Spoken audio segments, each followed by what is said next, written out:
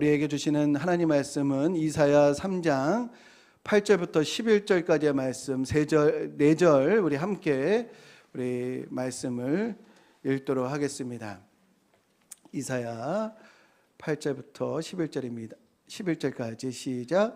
예루살렘이 멸망하였고 유다가 엎드려졌음은 그들의 언어와 행위가 여호와를 거역하여 그의 영광의 눈을 범하였음이라. 그들의 안색이 불리하게 증거하며 그들의 죄를 말해주고 숨기지 못함이 소돔과 같으니 그들의 영혼에 화가 있을진저 그들이 재앙을 자취하였도다. 너희는 의인에게 복이 있으리라 말하라. 그들은 그들의 행위의 열매를 먹을 것이며 악인에게는 화가 있으리니 이는 그의 손으로 행한 대로 그가 보응을 받을 것임이니라. 아멘. 이사야서는 66장으로 되어 있습니다. 성경이 66권으로 되어 있고 이사야서도 66장으로 되어 있어요. 또 외형적인 것뿐만 아니라 내용적인 것도 예수님의 탄생, 또 사역, 또 고난, 십자가, 부활, 그리고 마지막 영광, 이것을 담고 있기 때문에 성경 속의 작은 성경이다 불리우는 책이 바로 이사야입니다. 이사야의 그 내용을 보면은 메시아에 대한, 예수님에 대한 예언이 참 많이 나오는데 대표적인 것이 이사야 7장의 임마누엘 예언입니다. 그리고 이사야 53장에 마치 십자가 현장을 바라보면서 예언하는 듯한 내용이 있습니다. 그가 찔림은 우리의 허물 때문이요 그가 상함은 우리의 죄악 때문이라. 그가 징계를 받음으로 우리는 평화를 누리고 그가 채찍에 맞음으로 우리는 나음을 받았도다. 우리는 다 양 같아서 그릇 행하며 각기 제 길로 갔거늘 여호와께서는 우리 모두의 죄악을 그에게 담당시키셨도다. 아멘. 700년 전에 이러한 예언이 이사야를 통해서 우리에게 선포된 것입니다. 이사야서는 크게 두 부분으로 나눌 수가 있어요. 1장부터 39장까지가 전반부이고 교만한 인간 나라의 멸망을 예언하고 있다고 한다면 후반부는 40장부터 66장인데 이제 장차 도래하게 될 하나님의 나라 회복에 관한 내용이 후반부에 있습니다. 그래서 이사야를 한 문장으로 핵심적인 내용을 이야기를 한다면 교만한 인간의 나라는 멸망하고 하나님의 영원한 나라가 임한다라고 하는 것이 바로 핵심 메시지입니다. 특별히 이사야 13장부터 23장까지 열방에 대한 심판 예언이 이제 쭉 나오게 되는데요. 그 열방이라고 한다면 바벨론, 아수르, 또 블레셋, 구스와 애굽, 그리고 시돈과 두로 등등 주변의 강한 나라들에 대한 심판 내용이 있는데요. 당시 시각에서는 그 나라들은 견고한, 영원히 지속될 것 같은 그러한 아주 강한 나라들이었습니다. 그런데 그 나라들에 대한 선포가 뭐냐면 다음과 같은 거예요. 하룻밤에 망하고 하룻밤에 황폐할 것이라 라는 것이 그 주변에 하나님을 인정하지 않고 우상을 섬기는 나라들이 하룻밤에 무너진다는 거예요.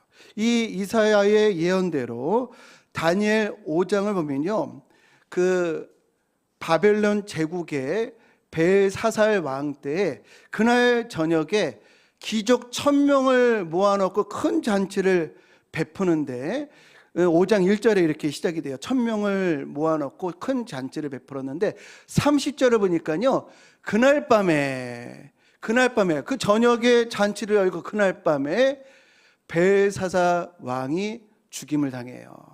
바벨론이 그날 밤에 하룻밤에 무너지고 페르시아가 정복을 하게 됩니다. 이사야가 선포한 이 메시지, 견고하게 보이는 불의한 세력이 하룻밤에 무너진다라고 하는 예언은요, 핍박을 받는 의인들에게 얼마나 소망이 되고 희망이 될까요? 저 나라가, 저 세력이, 저 악인들이 하룻밤에 무너진다. 얼마나 소망이 되는 내용일까요? 그런데 우리가 지금 이 세계사를 알잖아요. 세계사를 알고 성경을 읽을 때 예언과 현실 사이의 괴리감을 우리가 보게 됩니다. 이 예언과 역사적인 결과를 우리가 알고 성경을 읽다 보니까 이 성경의 내용이 당시 그 예언이 선포될 때의 그 사람들에게는 희망 고문처럼 보이는 거예요. 이게 무슨 말씀이냐면 이사야가 그 나라들이 하룻밤 만에 멸망할 것이다, 곧 무너질 것이다 라고 선포를 했는데, 근데 그 선포가 있었을 당시를 기준으로 했을 때 이 예언이 언제 이루어지냐면요, 아수르는 그 예언으로부터 90년 후에, 바벨론은 160년 후에, 블레셋은 110년 후에, 예루살렘은 115년 후에 그 예언대로 멸망한다는 것이에요. 이 내용은 어떤 의미를 담고 있냐면요, 그 예언을, 이사야의 예언을 들었을 때 살아있던 사람들은 한 명도 그 예언의 성취를 보지 못하고 죽는다는 거예요.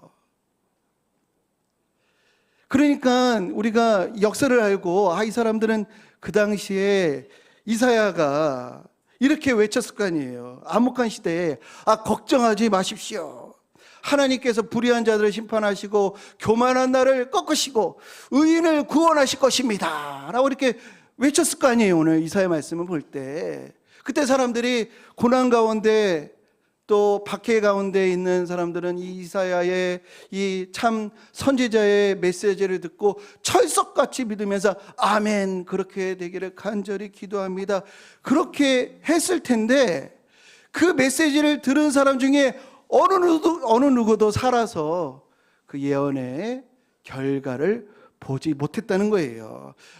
그러니까 저희 입장에서, 우리 지금 입장에서 볼 때 그런 예언과 그 역사적인 결과를 알고 보니 어떤 내용이냐면, 악한 사람은, 그 당시에도 악한 사람은 평생 잘 먹고 잘 살다가 죽고, 의인들은 평생 고난 가운데 있다가 죽는구나 라고 하는 것이 보이는 거예요, 역사를 아니까. 그러니까 성경을 읽을 때, 예언서를 읽을 때 자꾸 그런 생각이 드는 거예요. 이들에게 이 예언은 희망이 되었겠지만 그러나 결과적으로는 희망 고문이 아닌가, 이런 생각이 자꾸 들어서 성경을 읽을 때 방해가 되더라고요. 지난주 사회적인 이슈 중에 하나가 광복절을 앞두고 어느 여배우가 어느 프로에서 했던 말들이 사회적인 논란을 일으켰습니다. 이 여배우가 어느 프로에서 우리 집안은요 대대로 의사 집안인데 4대째 의사 집안이라는 거예요.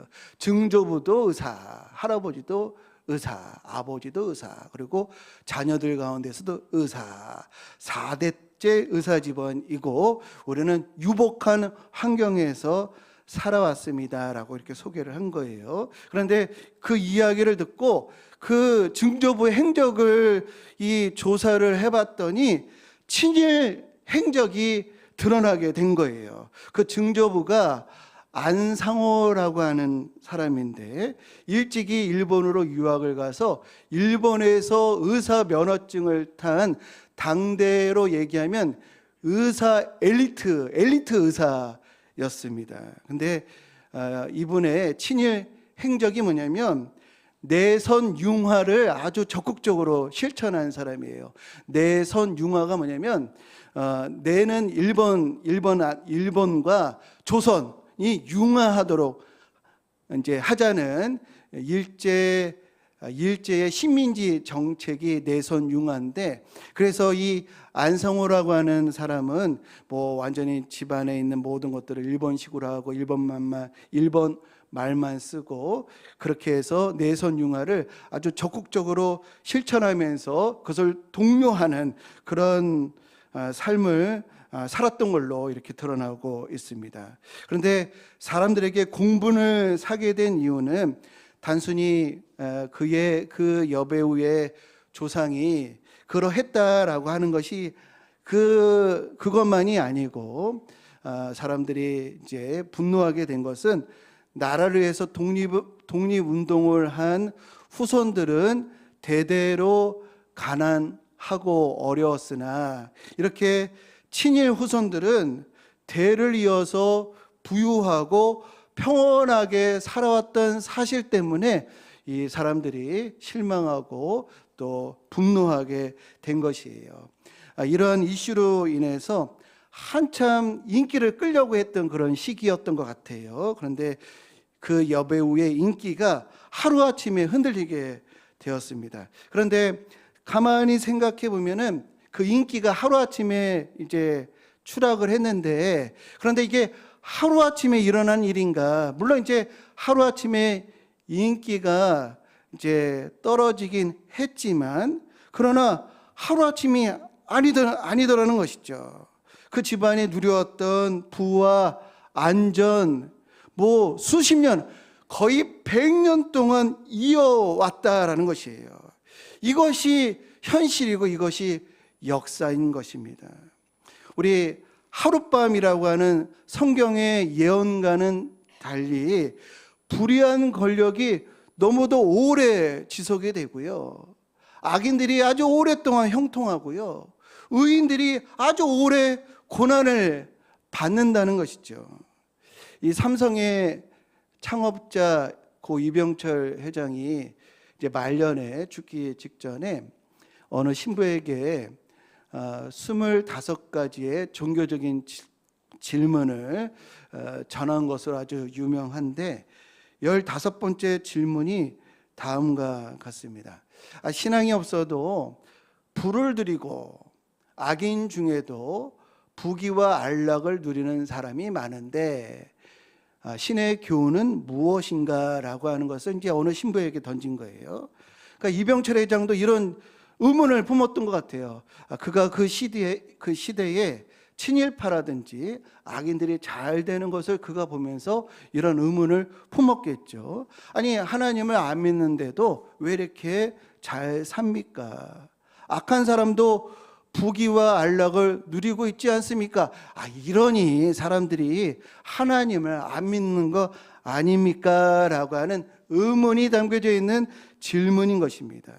근데 놀랍게도요, 이와 똑같은 의문과 탄식이 시편 73편에 기록되어 있어요.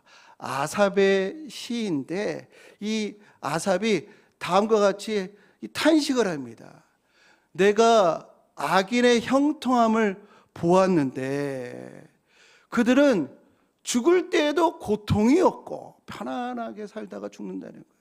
죽을 때에도 그 힘이 강건하며, 무슨 의미일까요? 아주 자녀들이 아주 잘 나가서 장래도 아주 화려하게 웅장하게 한다는 그런 의미일 겁니다. 그리고 사람들이 당하는 고난이 그들에게는 없고, 나라가 어려워도 그 악인들은 그런 고난을 같이 하지 않는다는 거예요. 사람들이 당하는 재앙도 그들에게는 없나니, 이런 현실을 보고 있다는 거예요.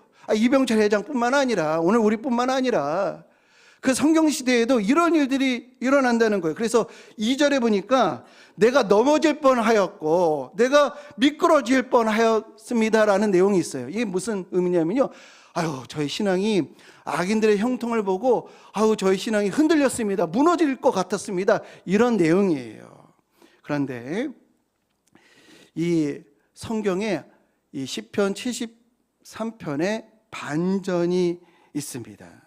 그 반전이 뭐냐면, 이 아삽이 악인들의 형통을 보면서 왜 이런가라고 내가 어쩌면 이를 알까 하여 생각한즉 그것이 내게 심한 고통이 되었더니, 이 말씀은 번민이 엄청 그에게 찾아왔다는 거예요. 악인의 형통을 보고. 그런데 17절에 반전이 있어요. 하나님의 성소에 들어갈 때에야 그들의 종말을 내가 깨달았나이다 라는 말씀이에요. 그러니까 하나님의 성소에 들어갔을 때 내가 깨닫게 되었습니다 라는 말씀이거든요. 하나님의 성소가 어디일까요? 성소에는 법궤가 있습니다. 언약이 있고요. 그리고 성소는 하나님의 임재의 장소입니다. 그래서 성소에 들어갈 때 내가 깨달았습니다 라고 하는 것은 내가 하나님 말씀을 깊이 이해하게 되었을 때, 하나님의 뜻과 경륜에 더 들어가게 되었을 때 왜 그러한지 깨닫게 되었습니다 라고 하는 의미입니다. 그래서 우리도 성소에 들어가야 할 줄로 믿습니다. 하나님의 말씀 속으로 더 깊이 들어가야 합니다. 우리 하나님께서 예언을 주신 중요한 목적이 무엇인지 이 시간 우리가 한번 살펴봐야 하겠는데요. 예언의 목적은 첫째, 그 예언이 성취되는 날짜를 알려주시는 게 아니에요. 예언은요, 날짜를 알려주시는 것이 아니라 역사의 종말을 알려주시는 것이 예언의 목적임을 기억하시기를 축복합니다. 예언의 목적은 날짜가 아니라 종말이 어떻게 되는가를 알려주시는 것이다. 예언을 들을 때 사람들의 이 반응이 뭐냐면요, 예언을 들을 때 어떤 충격적인 예언을 들으면 우리 성도님들 어떤 반응이 나오시겠어요? 어느 때에 언제 그런 일이 있겠습니까? 이런 거를 묻지 않으시겠어요? 예수님께서 마태복음 24장에 이제 예언을 할 때에 제자들이 그 예언을 듣고 뭐라고 질문을 하냐면요, 우리에게 이르소서, 어느 때에 이런 일이 있겠습니까? 예수님, 그 시와 때를 알려주세요 라고 아주 복음서를 보면요, 예언할 때마다 예수님 어느 때에 그렇습니까? 시와 때를 궁금해하는 것을 볼 수가 있습니다. 그때 예수님께서 뭐라고 대답하시죠? 그 날과 그 때는 아무도 모르나니, 그 때와 시를 아무도 모른다는 거예요. 사도행전 1장 7절에 때와 시기는 아버지께서 자기의 권한에 두셨으니 너희가 알 바 아니요. 때와 시를 묻지 말라는 거예요. 때와 시에 대해서 궁금해하지 말라는 겁니다. 그러면서 너희는 깨어 있으라. 때와 시를 따지지 말고 깨어 있으라. 이것이 예수님의 답인 줄 기억하시기를 주님의 이름으로 축복합니다. 왜 때와 시를 따지지 말고 깨어 있으라고 하셨을까요? 우리가요, 때와 시기를 따지고 계산하게 되면요, 진리편에 서지 않고 대세를 따를 수밖에 없습니다. 시와 때를 따지면 어떻게 된다고요? 진리가 아니라 대세를 따르게 돼요. 10년 이제 넘었는데 암살이라고 하는 영화가 10년 전에 이제 상영이 됐었습니다. 화면 좀 보여주시면은 유명한 배우 나와요. 이정재 나오고 전지희 나오고 여러 유명한 배우들이 나오는데, 이 암살이라고 하는 영화의 배경은 처음에는 이제 독립 운동을 했는데, 이 독립운동했던 사람 중에 염석진이라고 하는 사람이 이 동료들을 배반해 가지고 이 독립 투사들이 거의 다 이 일제히에서 죽임을 당한다는 거예요. 그러다가 이제 그렇게 일이 마무리되는 줄 알았는데 광복을 한 거예요. 그랬더니 이 배신자, 이 별절자 염석진이 잠적을 한 겁니다. 근데 광복 이후에 그 독립 투사 중에 이 일을 아는 사람들이 이 염석진을 찾아가지고 그를 이제 찾아가가지고 복수를 하는데, 그때 뭐라고 하냐면, 아니 왜 그때 동지를 팔았느냐? 너 우리 함께 독립운동했던 사람 아니냐? 근데 왜 배신했냐? 라고 물어요. 그때 염석진이 뭐라고 하냐면요, 몰랐으니까. 해방됐지 몰랐으니까. 알면 그랬겠냐? 이런 게 나와요. 알면 그랬겠냐? 몰랐으니까 그렇지. 알면 그랬겠냐? 해방될 줄 몰랐으니까. 이게 대세를 쫓는, 시와 때를 쫓는 인간의 간사함이 나타나는 거예요. 우리가요, 때와 시기를 계산하는 순간 얼마든지 배신하게 됩니다. 얼마든지 양심을 팔아먹게 되는 거예요. 처음에는요, 독립투사들 독립될 줄 알았어요. 왜? 일본과 중국이 싸우잖아요. 일본과 러시아가 싸우잖아요. 야, 일본보다 중국이 강하겠지. 일본보다 러시아가 강하겠지. 그러다가 전쟁하다가 지면은 제자리 찾겠지. 이러다가 독립운동을 열심히 한 거예요. 그런데 이게 웬일입니까? 러일 전쟁에서 일본이 이기고 일본이 만주를 그냥 삼키고 동남아 전체를 다 차지를 하는 거예요. 진주만까지 초토화를 시키는 겁니다. 야, 세상에 넘어갔구나. 대세가 일본이구나. 이렇게 판단되고 계산이 되니까 배신을 하게 된 겁니다. 적어도 자신이 살아있는 동안에는 이제는 해방은 이건 어려운 거다. 이렇게 판단하고 계산을 했기 때문에 전향을 한 것입니다. 이렇게 사람이 시와 때를 생각하게 되면요, 저와 우리 모든 성도님들도 다 계산적으로 바뀌게 되어 있어요. 오늘날도 마찬가지예요. 정권이 바뀔 때마다 누가 정권을 잡느냐, 누가 대세냐, 이것에 따라서 계속 변하는 정치인들이 있어요. 그 정치인들을 우리는 뭐라고 그러죠? 철새 정치인이라고 그래요. 그분들 참 초반에는요, 그 초년기에는요 참 순수하고 정의로웠어요. 근데 왜 저렇게 됐을까? 왜 그렇게 됐을까요?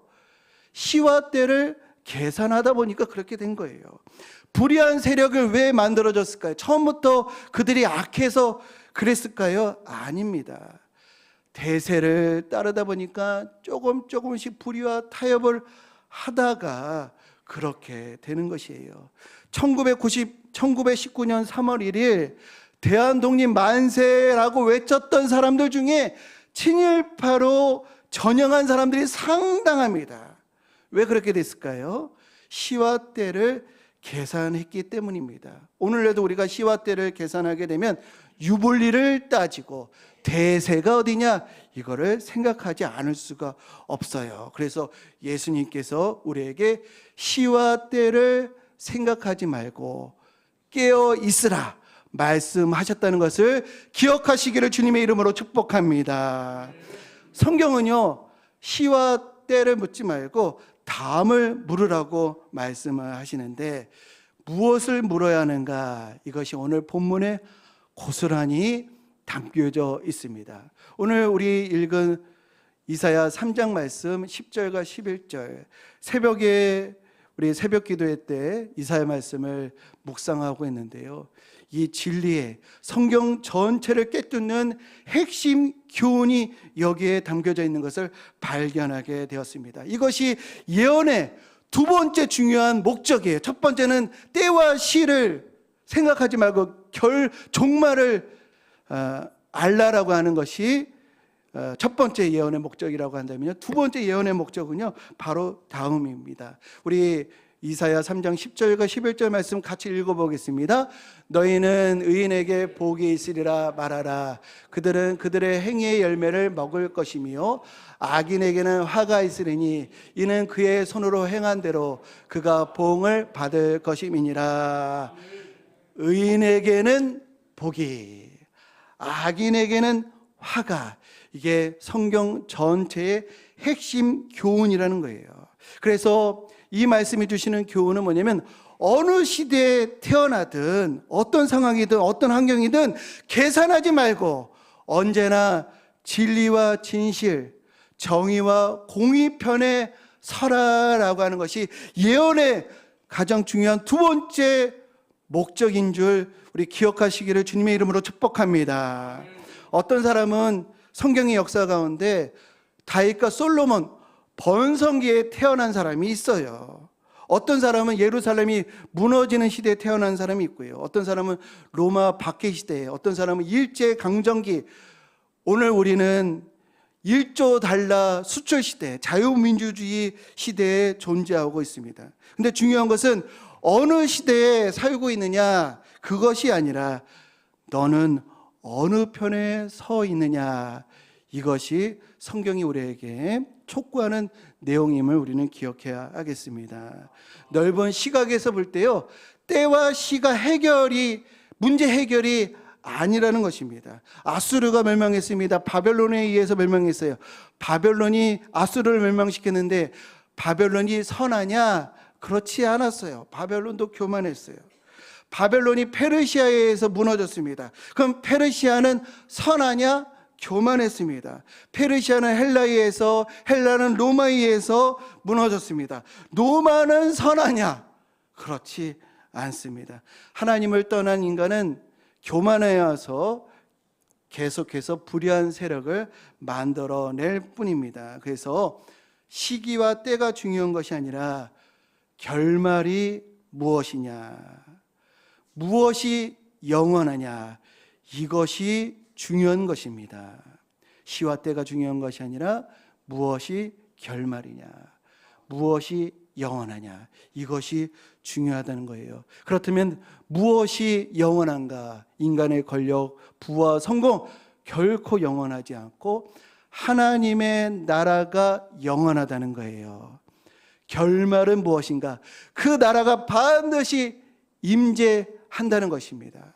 그래서 지금 우리가 어느 시대에 살든 하나님을 경외하고 의의 길로 나아가면 그 나라 임할 때 그 나라의 백성이 된다라고 하는 것이 바로 예언의 목적임을 기억하는 우리 모두가 되시기를 주님의 이름으로 축복합니다. 요한계시록 22장 11절 12절 말씀, 이사야 3장 10절과 11절 말씀과 동일합니다. 성경은 이렇게 하나로 연결되어 있어요. 불의를 행하는 자는 그대로 불의를 행하고, 더러운 자는 그대로 더럽고, 의로운 자는 그대로 의를 행하고, 거룩한 자는 그대로 거룩되게 하라. 내가 보라, 내가 속히 오르니 내가 줄상이 내게 있어 각 사람에게 그가 행한 대로 갚아주리라. 어느 시대에 살든 의인에게는 복을, 악인에게는 화가, 이 결말 앞에 모든 인류가 서게 된다는 것이에요. 누가복음 21장 33절 이하의 말씀, 천지는 없어지겠으나 내 말은 없어지지 아니하리라. 너희는 스스로 조심하라. 그렇지 않으면 방탕함과 술 취함과 생활의 염려로 마음이 둔하여지고 뜻밖의 그날이 덕과 같이 너에게 임하리라. 이 날은 온 지구상에 거하는 모든 사람에게 임하리라. 지구상에, 온 지구상에 살았던, 살고 있던 모든 인류가, 모든 사람이 반드시 임하게 될 하나님 나라를 목도하게 된다라는 것입니다. 그래서 우리는 시와 때를 계산하는 삶이 아닌 어느 때든지 어떤 상황이든지 진리와 진실, 의와 공의 앞에 서라라고 하는 것이 바로 예언의 핵심 뜻이 담겨져 있음을, 예언의 뜻이 담겨져 있음을 우리는 믿어야 할 줄로 우리는 생각합니다. 그렇게 믿으시기를 주님의 이름으로 축복합니다.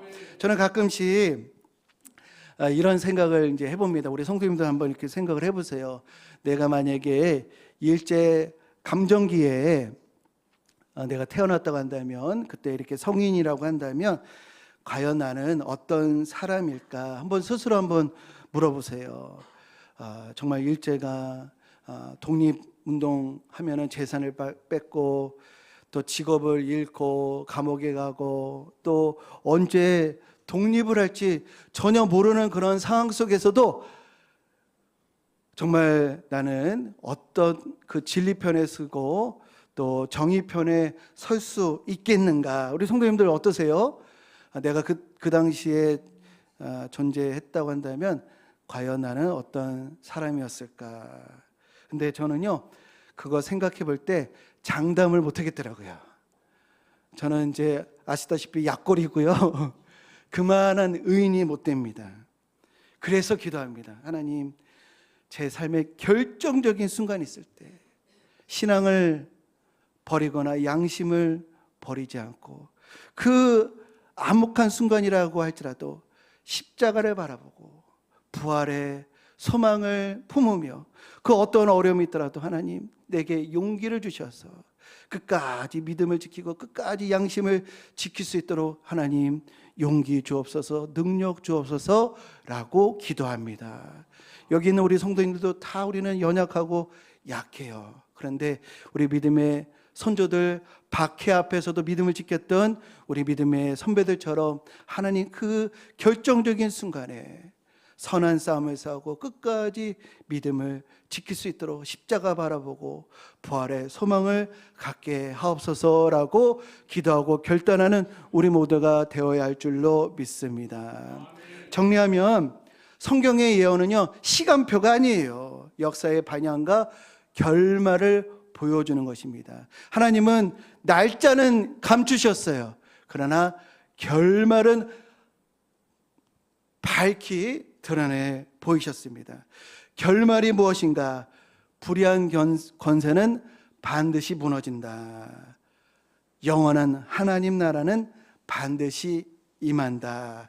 그러므로 아무리 세상이 불의해 보여도, 악인이 형통하는 것처럼 보여도 흔들리지 말고 끝까지 십자가와 부활의 소망을 품으며 진리편에, 공의편에 설 수 있다라고 하는 용기를 주시는 메시지가 바로 성경의 예언임을 우리 기억하시는 우리 모두가 되시기를 주님의 이름으로 축복합니다. 그래서 이 내용 한번 같이 읽어보겠습니다. 시작.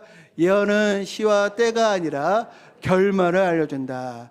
그 결말을 알기에 언제 어디서든 의의 편에 서라.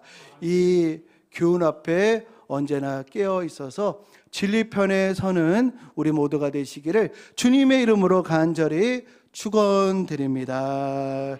우리 함께 우리 말씀을 기억하면서 주 선한 능력으로 일어서리 찬양하겠습니다. 이 찬양은 2차 세계대전 때 히틀러와 나치 독일 앞에 본헤퍼라는 목사님이 이제 작사했던 그런 내용이에요. 여기다 이제 선율을 붙인 것인데, 이 본헤퍼 목사님이 그 암울한 시대에도 하나님 선한 능력 주셔서 불의에 항거하게 하옵소서라고 하는 그런 신앙 고백이, 그 의지가 담겨져 있는 찬양인데요. 우리 고백하며, 하나님, 나는 비록 연약하지만 십자가와 부활로 내가 언제든지 어디에 있든지 진리편에 서게 하옵소서, 이렇게 고백하겠습니다.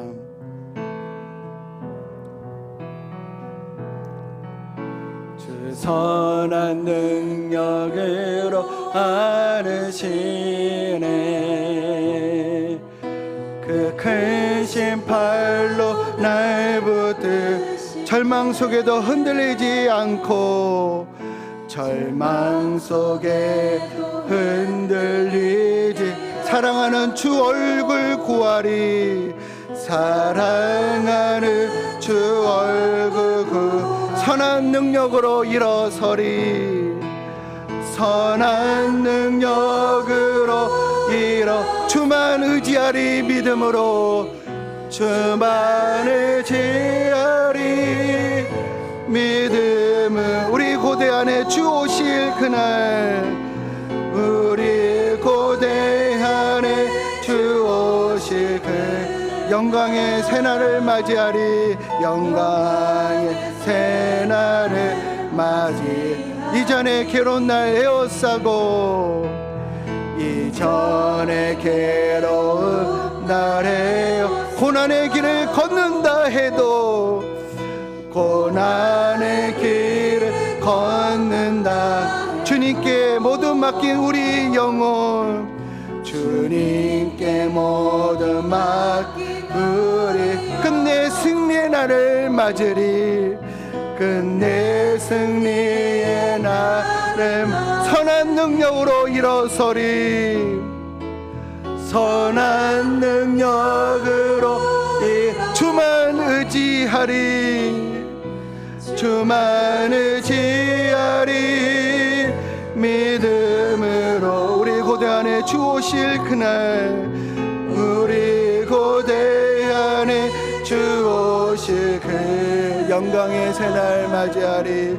영광의 새날이 맞이하리. 주님이 마신 고난의 쓴 잔을, 주님이 마신 고난에 우리도 감사하며 받으리.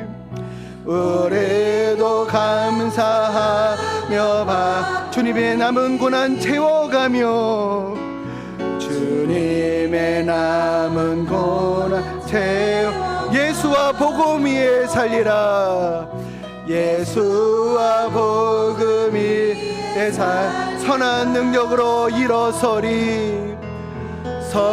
우리 함께 일어나셔서 찬양하겠습니다. 주만 의지하리 믿음으로 주만 의지하리 믿음. 우리 고대 안에 주 오실 그날 우리 고대 안에 주 오실 승리의 새날을 맞이하리. 승리의 새날을 맞이 선한 능력으로 일어서리. 선한 능력으로 일어서리. 주만 의지하리 믿음으로 우리 고대 안에 주 오실 그날 승리의 새날을 맞이.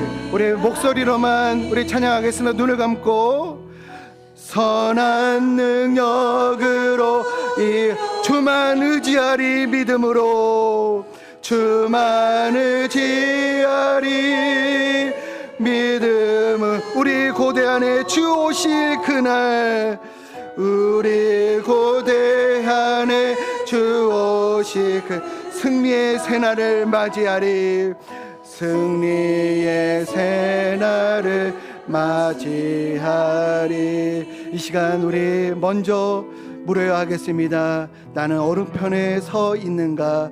시대의 대세 유불리를 계산하지 않고 십자가와 부활의 소망을 붙들며 언제 어디서나 진리와 정의 편에 서게 하옵소서. 우리 주의 이름 부르며 우리 함께 기도하겠습니다. 주여, 하나님, 세상에 불의가 보이고 악인들의 형통을 우리가 볼 때에도 믿음 흔들리지 않게 하여 주옵소서. 대세를 하나님 따르고 시대를 계산하지 아니하고 무엇이 옳은지 주님이 우리에게 무엇을 원하시는지를 먼저 묻게 하여 주옵소서. 하나님, 손해가 두려워서 진리를 외면하지 않게 해주시고 대사에 휩쓸려 양심을 버리지 않게 하여 주옵소서. 어느 시대 어느 형편에 있든지 하나님 진리와 진실 정의와 공의편에 서게 하여 주옵소서. 하나님은 날짜는 값주셨지만 결말은 종말은 우리에게 보여주셨음을 우리가 알게 되었습니다. 하나님, 불의한 권세는 영원하지 않고 악인의 형통은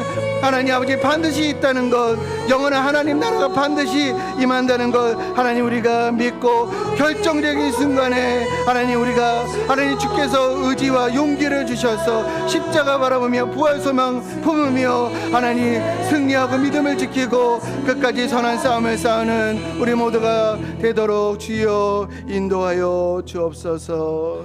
이제는 우리 주 예수 그리스도의 십자가와 부활의 은혜와 역사의 시작과 끝을 주관하시는 하나님 아버지의 무한하신 사랑하심과 언제 어디서나 진리편에 서도록 인도하시는 성령님의 교통하심이 역사의 종말을 알며 십자가와 부활의 소망 가운데 반드시 임할 하나님 나라를 바라보며 살아가리라 결단하는 우리 모든 성도들 머리 위에 그 가정과 삶의 자리 위에 이제부터 영원토록 함께 하시기를 간절히 축원하옵나이다. 아멘.